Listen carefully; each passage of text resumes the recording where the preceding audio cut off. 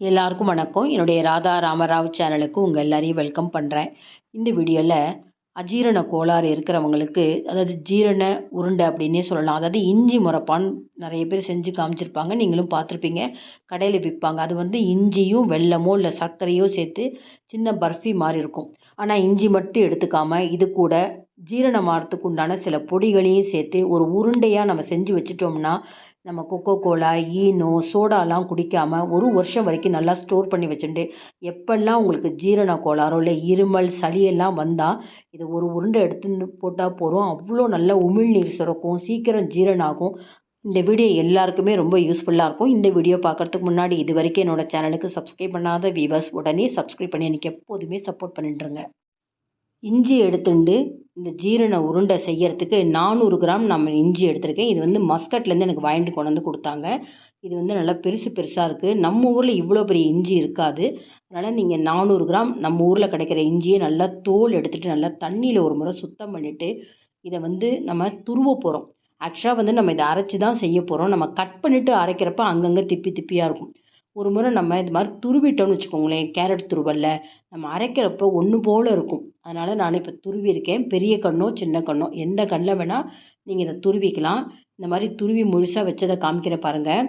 இப்போ அடுத்தது ஜாரில் சேர்த்துக்கிறேன். ஜாரில் நான் வெயிட் லாஸ் பொடிக்காக பொடி பண்ணேன். அந்த ஜார்லேயே அப்படியே நான் இஞ்சியை சேர்த்துக்கிறேன். அதுவும் உடம்புக்கு நல்லது தான். ஏன்னா மிளகு ஜீரகம்லாம் நிறைய நான் பொடிகள் போட்டு நான் வெயிட் லாஸ் பொடி தயார் பண்ணேன். அதை அடுத்தடுத்த வீடியோவில் உங்களுக்கு காமிக்கிறேன்.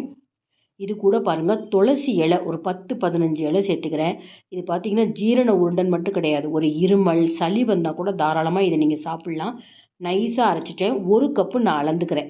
எந்த கப்பில் நீங்கள் இஞ்சி விழுது அரைச்சி அளக்குறீங்களோ அதுக்கு தகுந்த மாதிரி நம்ம வெல்லம், மாங்காய் பொடி, நெல்லிக்காய் பொடி எல்லாம் சேர்க்க போகிறோம். முதல்ல இந்த இஞ்சியை வெறும் வானலியில் அதில் இருக்கிற அந்த தண்ணி பசையெல்லாம் சுருங்குற அளவுக்கு நல்ல மீடியம் ஃப்ளேமில் வச்சு நல்லா சுருளை கிளறிக்கோங்க. இந்த மாதிரி முதல்ல நம்ம இஞ்சியை கிளறினதுக்கப்புறம் வெல்லம் சேர்க்குறப்ப ரொம்ப சீக்கிரம் நமக்கு அந்த பேஸ்ட் மாதிரி கிடைக்கும். நீங்கள் இஞ்சியை வதக்கிறதுக்கு முன்னாடியே அளந்து பார்த்துட்டு அதுக்கு வெல்லம் சேர்த்துட்டிங்கன்னா அப்படியே தெறிக்கும் வெளியெல்லாம். அதனால் நல்லா சுருளை பாருங்களேன், அந்த மாய்ஸ்சர்லாம் நல்லா குறைஞ்சிருக்கு. நல்லா பால் பதத்துக்கு இந்த இஞ்சி நல்லா வதங்கி வந்திருக்கு. இந்த ஸ்டேஜ் இருக்கிறப்ப நம்ம அடுத்தது வெல்லம் சேர்க்க போகிறோம். முடிஞ்ச வரைக்கும் நம்ம வெல்லத்தை பொடிச்சு தண்ணியில் கரைச்சி வடிகட்டுறதை விட இப்போ இந்த பவுடர் ஜாகரின்னு கிடைக்கிது பார்த்தீங்களா, நாட்டு சர்க்கரை இல்லை பவுடர் ஜாகரி, அது பாருங்கள் நான் 3/4 கப்பு சேர்த்துருக்கேன். 1 கப்பு இஞ்சி துருவல் அரைச்ச விழுது சேர்த்ததுக்கு 3/4 கப்பு நான் இந்த பவுடர் ஜாகரி இல்லைன்னா நாட்டு சர்க்கரை சேர்த்துருக்கேன் பாருங்கள். இது அப்படியே இலகி கொடுத்தாலும் தண்ணி விடாது ரொம்ப.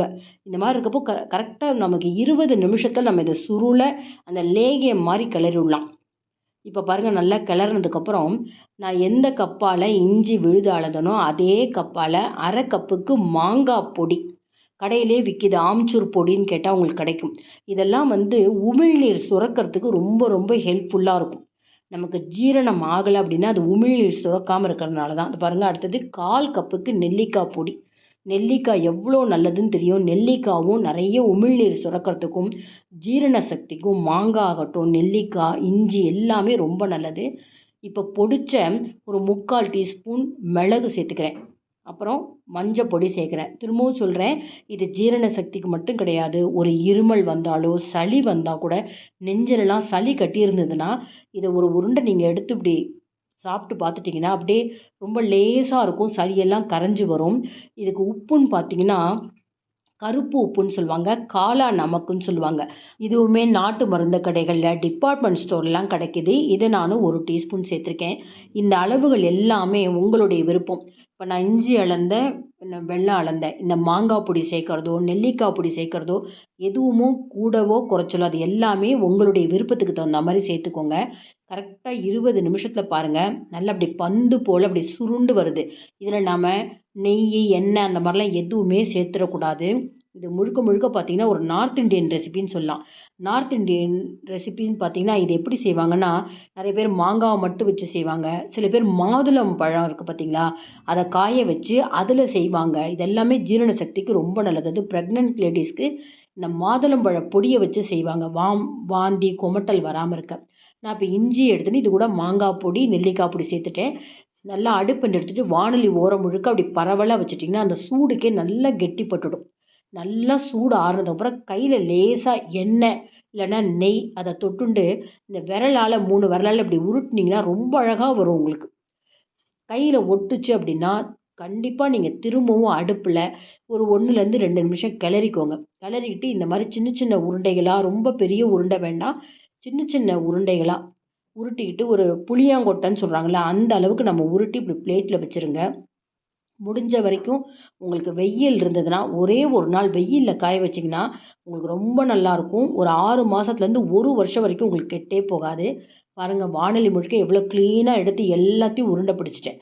இதை நான் வெயிலில் வைக்கிறேன். இல்லை வீட்டுக்குள்ளேயே உங்களுக்கு ஒரு சன்லைட் கிடைக்குதுன்னா ஒரு 1லேருந்து 2 மணி நேரம் நல்ல ஒரு சூரிய வெளிச்சம் இருந்ததுன்னா தாராளமாக வச்சு எடுத்துருங்க.